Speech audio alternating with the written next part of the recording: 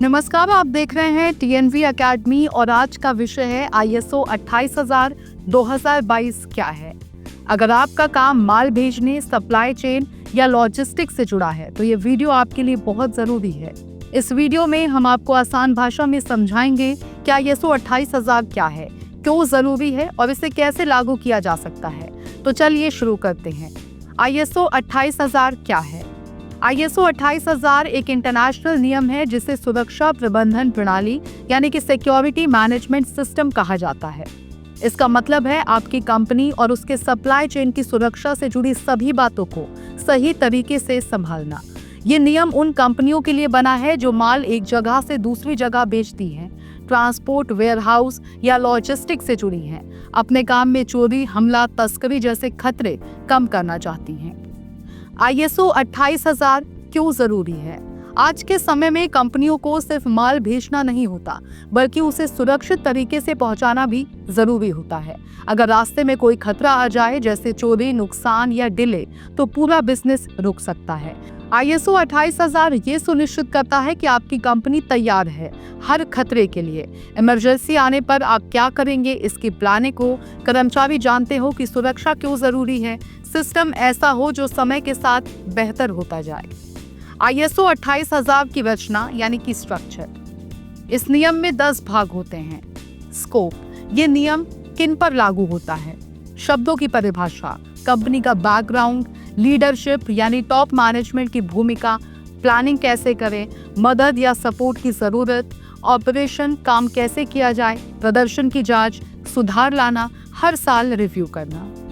किसे अपनाना चाहिए ISO 28000? ट्रक कंपनियां, शिपिंग एजेंसियां, वेयरहाउस चलाने वाली कंपनियां, डिस्ट्रीब्यूटर और सप्लायर्स, एयर कार्गो या समुद्री बंदरगाह ऑपरेटर। इसमें क्या क्या करना होता है?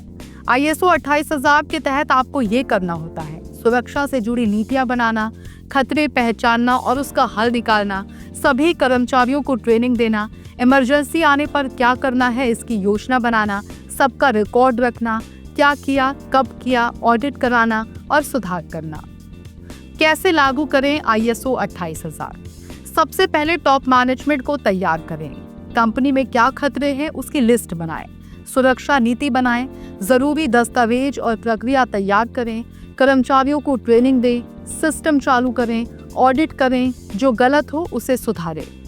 जरूरी दस्तावेज कौन कौन से होते हैं?